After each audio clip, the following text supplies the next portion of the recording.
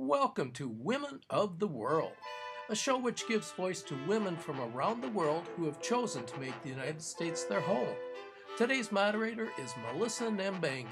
Hello and welcome to another episode of Women of the World TV show. We're happy to have you with us today. My name is Melissa Nambangi and I am the Executive Director of the Minnesota African Women's Association, MAWA. And with me as my co-host today we have Trang Nguyen. I'm glad to be here today with the show. Thank you. Hi, I'm Uma Janga, and it's really nice to be here. Hello, I am Fadia Tabet, and I'm glad to be here again. My name is Kabo Yang, and I'm the Executive Director of the Minnesota Women's Consortium. Thank you for having me today. Great. And Kabo actually is our special guest today. So we're going to talk with her and try to learn as much as possible about her work and about the Minnesota Women's Consortium. Welcome to the show once more. Thank you. So we are really happy to have you. We know that you have been with the Minnesota Women's Consortium for 3-4 years now? No, I've only been there just about a year now, so I'm rather new in the position. Okay, see, you've done such a great job. I thought you've been there for long. Still working on it. Well, so how is it going? What are your challenges? What are your successes? What are you celebrating about the consortium? Yeah, well, I've been there for about a year, but I've known the consortium for many, many years. Okay. As you know, the consortium has member organizations, and the member organizations have a gender-based approach to their work. And so I was on the board of a member organization.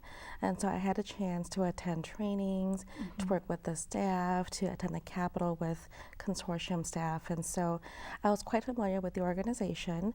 So when they came to me last year, they really came to me with a direction that really was much more looking 5-10 years out and really talking about how do we change the way we engage communities in policy making, in solutions. And so they came to me, had some great ideas, felt that I might have some contributions that I could give to them. And so I've been there for about a year, and I think the biggest challenge is transition is always tricky, it's always complicated, and the previous executive director had been gone for a little bit over a year, and so it was just putting things back together again. We had a pretty new board, so several new board members, so getting them familiar with the organization, with the mission, and so the last about year or so has really been just getting to know the board members, getting to know our member organizations, getting to know other partners that are working on this important work, and just figuring what I don't know so I can figure it out. Oh, well, so you're going to surely come and visit us one of these days at MAWA, because we are a member organization. Yes. And I used to be on the board for 6 years in a row. Thank you for your service. So it's really good to to know that you are working and expanding. I think one of the burning questions for me before I let my co-hosts get into the flow is dealing with so many diverse women organizations. You have new American organizations which are smaller and which have different areas they are interested in. How do you balance them both? Well, the consortium was founded by member organizations, and so member organizations are the backbone of our work. We also understand that our organizations have many different expectations and needs from the consortium, and so one of my key priorities this summer is to better understand how the consortium can be some more supportive of our member organizations. And so our survey went out to member organizations a few weeks ago. We're waiting to get some feedback. Some initial discussion that we have received from conversations with member organizations is the type of trainings they need are different, the type of policy issues that's important to them are different, and so we are hoping to get to know our members much better. We have a wide range. We have completely volunteer-led organizations who, of course, have very different needs, who work in communities, with communities, and then we have very large organizations who have a lot of resources. They have different needs from us as well, too, so we're definitely looking at understanding our member organizations better, what role we can play with supporting them. Another piece is, part of my philosophy when I joined the consortium was that solutions and issues are in the same place. And so working with communities in terms of what do they see are the key issues, what are their responses, what kind of resources can the consortium bring to them to support them. And so we're really coming in not so much as having answers, but connecting you with tools and resources. And so that's how we hope to work with our member organizations hand in hand, side by side, really to overcome some of the challenges that each community faces. Great. So I'm just curious. So you said they approached you to become executive director. So for that, you need to have some experience before that. So what made you to get into this career, first of all? Could you give me a little bit about your background? Yeah. So my background has been a nonprofit for the most of my career. I've worked for larger nonprofits and then very small nonprofits as well too, but I've also served on several nonprofit boards, and I'm very particular in terms of my volunteer service, whether it's nonprofit boards or whether it's just working with groups and task force. My priorities really are around women, immigrants, and leadership. And so that became very clear in just my community service work. And then even in my, between my nonprofit service and this position, I had about 7 years where I had my own consulting business. And in that, I worked with nonprofit organizations that served immigrants and refugees. And so I worked on projects like strategic planning, board development, fund development. And so just who I was working with, the consistency in my community service, I think folks became familiar with what I was passionate about. And so, and again, you know, when the consortium approached me, they were also doing some interviews with member organizations. One, to learn about the member organizations, but two, to really say who would be the right kind of leader for the consortium. And so they were getting some key traits and characteristics, but my name also came up a few times as well too. And so when they came to me, they said, you know, your name has come up a few times and people are familiar with your work. And I was doing quite a bit of work around women's issues, but on a volunteer basis. And so it was kind of the right time in that my kids were getting older. They didn't need me home as much anymore.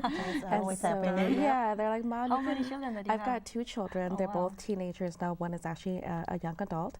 And so working as a consultant, I had a chance to work out of my house. And so being able to transport them to school and to activities. And so they were both getting older. They were getting their driver's licenses.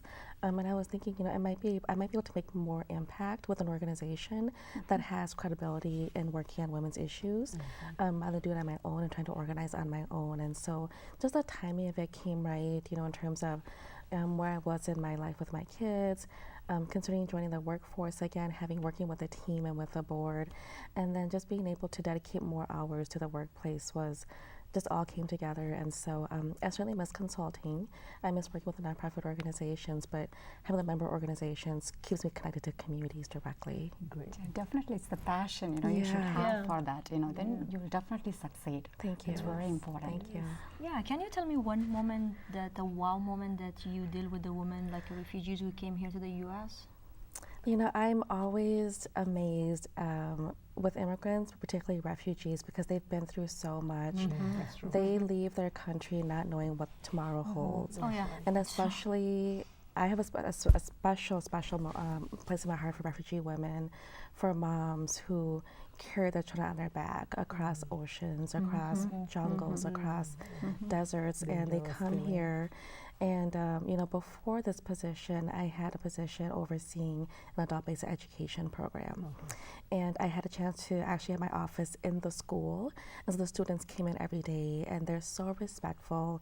And no matter how hard of a day I was having, to see these students come in, adult learners, a lot of them have been in the U.S. less than 2 years. They're struggling with housing, struggling with a job, struggling with language, even just going to the grocery store and finding the foods that they're familiar with.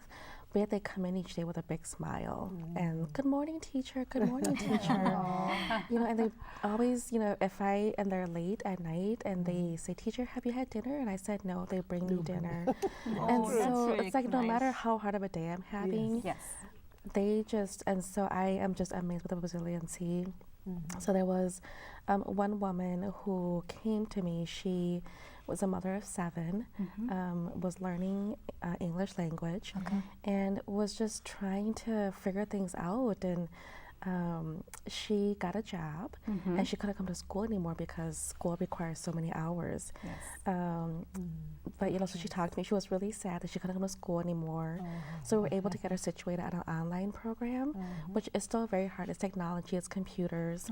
But about 6 months later, she came to me and she had been promoted at work. And That's one of the successful stories. Yes, Yeah, yes. And she was getting close to graduating from her adult diploma. And I just looked at her, and she, despite having, being a single mom of all these children, being a refugee, school and work, and she just never gave up, never even considered giving up. And so there's a quote that I saw that I attribute to her, and it says, "You might see me struggle, but you'll never see me give up." And so it's That's just a really nice one. It's just these women that just inspires me every day, and the work that I do, and I feel obligated as a refugee, as a daughter of refugees, to do this work for everyone. My question for you is, whether organization for other women in the world, when they come here to find out a lot of help, I believe there are a lot of organizations around this country. So how you get your foundation of this organization? You mean in terms of who helping you out, or who started this foundation, or who started this? Yeah. So the consortium was founded 36 years ago, and it was founded by actually a woman who was working at that time for a government agency. And she was seeing policymakers, mostly white men, making laws and policies about women's lives. And she said, we can't let this happen. We cannot have white men deciding the lives of women, whether it's health, employment, education. And so she reached out to some organizations that she was aware of that was working on women's issues, and she says, how do we come together and actually influence policy, have our voices, our experience be in the policymaking process? And so it was through that initial effort of just groups coming together and meeting on a regular basis to, one, learn about each other, to support each other, but also to say, what key issues do we need to be working on as a collective to really be pushing ahead? And so the whole membership framework began as our founding philosophy. And so over the years, it's been a collective of member organizations really identifying key issues, key perspective, really advocating for data, for outcomes that really improve women's lives. And so it's varied over the years on how that's worked, because our membership changes over the years. We began with 23 member organizations, about 115 now. And so it's definitely a complicated process to come together, but it's something that is important to the consortium. And so we're looking at not just maintaining our membership base, but growing it. We want to include, of course, more organizations led by women of color, more organizations by new Americans, more organizations in greater Minnesota, and so really bringing in diverse voices in the movement. If you allow me, I want to just dig a little bit in your story, how you ended up here and how you came here. You said that you came from a refugee family, right?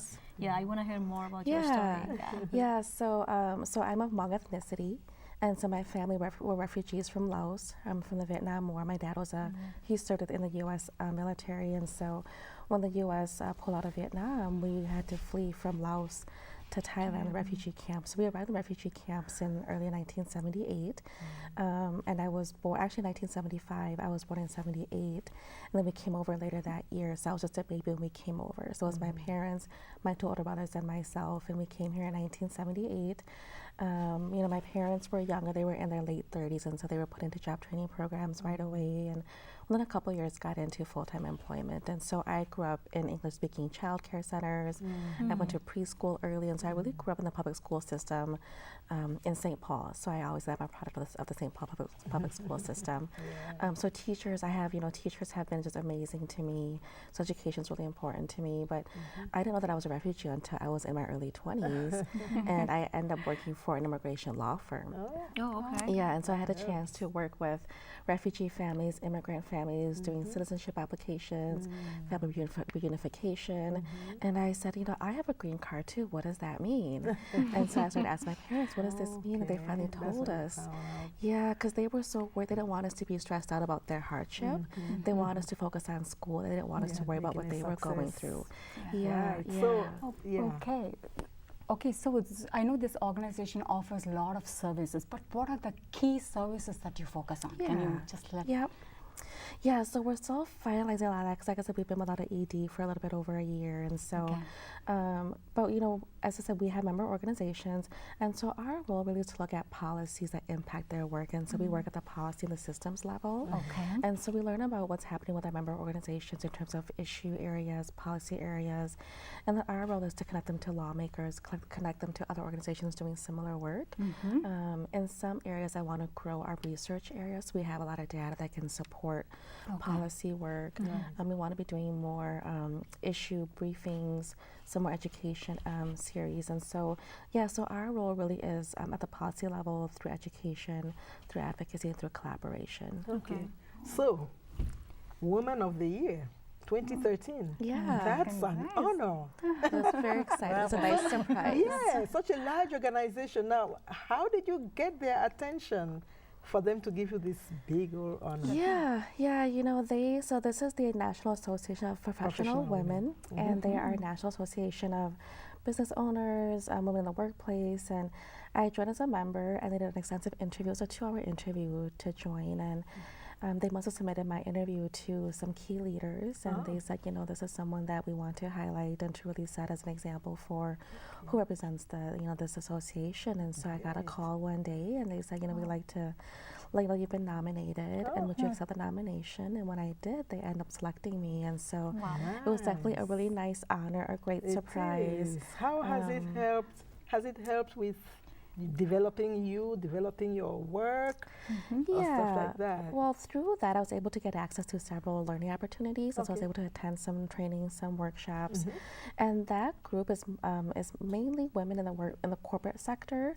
And so, having come from the nonprofit sector, it opened my doors to meeting women who are in their workplace as you know, as private corporations, other independent consultants, and so it did expand my network and also gave me access to some new learning opportunities. Wonderful. That's really nice. So, do you have any other things that you think you want to achieve that it's left?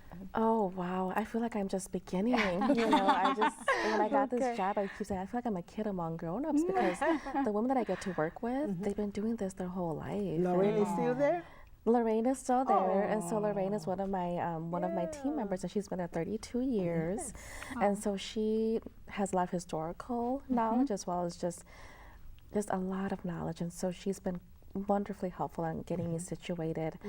But yeah, so I'm still learning a lot of, you know, what needs to happen and what has to happen. But you know, there were some of the key things that the board had asked of me during the interview process of what I saw for the consortium was really to grow our research area and having research that's really community based. So research that's done by, for, and about communities. I want to really have much more impact in terms of creating a safe space and a brave space for women of color who don't have a place to convene. I think for especially immigrant communities, they're still really getting their hands, you know, situated, getting their feet on the ground. So they don't really have a lot of physical space to convene. So I want our building to be, we're co-owners of the Minnesota Women's Building, and we have 2 conference rooms there. And so I want to be able to create space for emerging groups to come together and talk about issues affecting them. You know, that's what happened with me with some of the groups that I was involved with. And so really create a community space where women feel safe to really come and talk about whether it's, you know, domestic violence or whether it's about poverty or whether it's about or just hold workshops or meetings. Yes. What is the next goal for the next 5 years for you on the personal level and the professional level? On a personal level, I want to get my kids out the door. I have an 18-year-old son who's starting college this fall. Then I have a 17-year-old daughter who will be a high school senior this fall, and so getting her off to college. You know, I think a mom's role really is to get these young people into being young adults and contributing to themselves and to the society, and so that's a key goal. I'm also working on my PhD, and so I hope to be done the next year or so as well too. And my topic is related to refugee women, leadership, and integration, and so really getting more knowledge on what is it that refugee women do to integrate their children, and so looking at the contributions that they provide into society as well too. On a professional level, I do want to get the consortium really situated in terms of key programs, key policy areas, really growing our research areas. So really looking at what is the current research out there and what's missing and how do we contribute to that gap in research. I also want to look at how do we create a pipeline for women of color leaders in advocacy work and in policy work. And so whether it's public office, whether it's elected seats, getting more women and women of color into those spaces as well too. That's great. Are you still keeping the legend, the consulting firm? I have the firm still going. I'm not doing any active contracts right now. But it's it's there, and it's been something that I've been working really hard on, so I'm having a hard time letting go. I know. So I'm looking at when people are looking for help, so where do they find you? Yep, so we have an office. Our office is in On St. Rice. Paul. On It's Rice Street. 550 Rice Street. We're just a couple blocks from State Capitol building. Like I said, we're co-owners of the Minnesota Women's Building, and so we have about, I think, 10 or 12 other tenants in our building, and so we have a variety of services there, but they can certainly look at our website as well too, and that has our phone and email on there. That's interesting. So who are typically your clients? I think our priority is our member organizations, really, because they're in communities, they're doing the work, and our role is to support them. And so, in addition to supporting their policy and programming, we're looking at capacity building as well too. During the recession, we realized that so many small organizations that are doing gender-based work had to close their doors because funding is not really friendly to these And kinds who of. are your main funders? Right now, we're funded primarily by individuals. Oh, okay. So you're non-profit? We're a nonprofit organization. Yep. Yeah. Individuals in the Twin Cities? Or Individuals, mostly the Twin Cities. A lot of donors who've been involved in the organization over the years have been really strong supporters of the organization. Do you still have the internship program? You still offer internships? We rely heavily on volunteers and interns. This summer we have an intern from St. Kate's University, and she's actually, it's a paid internship, and St. Kate's is paying, and so they were able to get a federal grant to really get women of color into community-based organizations. So we're blessed to have a young woman who has extensive global experience when it comes to issues affecting women. And so she's working on our development of communications. We have another young woman from the University of Minnesota who is working on membership engagement. And we have a volunteer from Hamline University who's helping us with policy work as well too. So we are just grateful for volunteers and interns all year long. Nice. Yeah, I heard that you have really succeeded in raising the waitress compensation too. That's what I heard. So what do you think about that? Is there any other? Raising the minimum wage for waitresses. So this past session, we were not as active in the policy in the legislature. One was a short session, and two, because I was so new, I was still learning a lot of it. But some of the key areas that we are working on are, of course, minimum wage, the pay equity, getting with the gender pay gap, child care, family paid leave, and so really issues that affect women's lives. And so for the next session, we hope to do much more active work in terms of the minimum wage, the pay gap, family paid leave, so that women don't have to be worrying about work or caring for their Family children and children. It's a constant fight. Yes, it is. Yes, it is. So what did you see the difference from the day you started the organization up to today now? What did you see the difference now and then? Yeah, I think day to day it's hard to measure, and I think the only way that you really know. So I have a new employee who began about 3 weeks ago, and until you're being asked, until you're training somebody in, do you really know? Like, oh, I do know that, and I do know that. And so I feel like I know now what I don't know, and I can ask the right questions. But I think the biggest difference has really just been having a great appreciation for women who support each other. I mean, I have just been overwhelmed by the amount of women who have come forth, who've known me, who've known of me, and who've said, if you need anything, I'm a phone call away. And so just the sisterhood of lifting each other up and wanting the organization and for me to be successful. And just the trust that that women have for each other, to really say, I trust you to help me and trust me to help you. And so I think a re-energization of appreciation for just the sisterhood that we have here. Great. Yeah. So how about the Girls Rock the Capital event? Will you be trying to put that again? Yep. So Girls Rock is an annual event we do on President's Day, and it's when we bring girls, mostly girls of color, to the Capitol to learn about the lawmaking process, meet some legislators. We didn't do it this year because session began later, and so we didn't have. So President's Day, there wasn't legislators on campus, but we wanted to make it more of a series. So we're getting girls thinking about not just lawmaking, but having girls. So right now it's called Girls Rock the Capitol. Okay. We want to expand and have Girls Rock small businesses, Girls Rock community, Girls Rock nonprofits, and getting them to really think about what role they can have, not just in the lawmaking process, but in businesses, in nonprofits, and community service. And so really looking at making a series that over the school year, they have this experience of really being exposed to these different sectors and directions for their future. Oh, so do we help them give finance for small businesses too for them, or is it like it's just getting them to meet business owners? Oh, okay. Yeah, It's like good benefit for everybody. Huh? Yeah. So Girls Rock has really needed. been a way to just expose young girls to different future directions that they can have for themselves. Yeah. And so we facilitate, convene, and do a lot of just connections through Girls Feel Rock. like you're a busy woman. Yes. And so let's talk a little bit about you now before we close this down. Yeah. Your PhD, what is it? What are you focusing on? Yeah, so it's a PhD in Human Organizational Systems. It's at Fielding Graduate University based out of Santa Barbara. So it's a very self-directed independent learning program. And it's very flexible that over the last several years, I've been able to focus on research interests that matter to me. And so I have focused primarily on immigrants, on women, and on leadership. And so my dissertation topic is going to be looking at refugee women and ways that they're integrating their children so that the second generation is successful.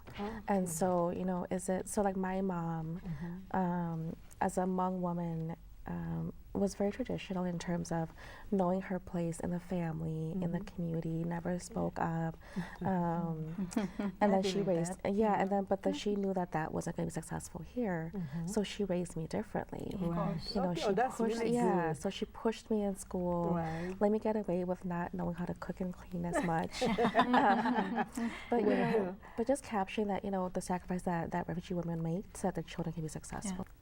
Well, thank you so much for being with us today. It's been fascinating talking with you, and we've learned so much about the Minnesota Women's Consortium. So wish you lots of luck and lots of success with that organization. And I also want to thank my fabulous co-host here. It's always a pleasure being with you all. Thank you. And thank you all for watching us at the Women of the World TV show. And we hope to see you again next time when we're on. While we have an extra minute before we end the show, let's listen to co-producer Nadia Jordana read the English translation of a poem by our co-host, Tran Nguyen. Alone. Somebody's musical instrument has broken strings. The sad pitch, the wrong rhythm, losing freshness. Somebody's heart was broken to many pieces. For the shreds of firecrackers, so her lips will be faded. Somebody's love is still warm. For the beautiful souvenirs of the young. Who's missing who? The tears running on the cheek. Somebody's walking alone on the street. Who's loving who and losing happiness in marriage? Turning around and looking at him far away. Now, sadness and tears are running down anyway. The promises of the past time have been in my mind. Who should forget anything from him or me in this time? The evening winds blowing my hair or the clouds in the sky. Hoi, Tong, Trang.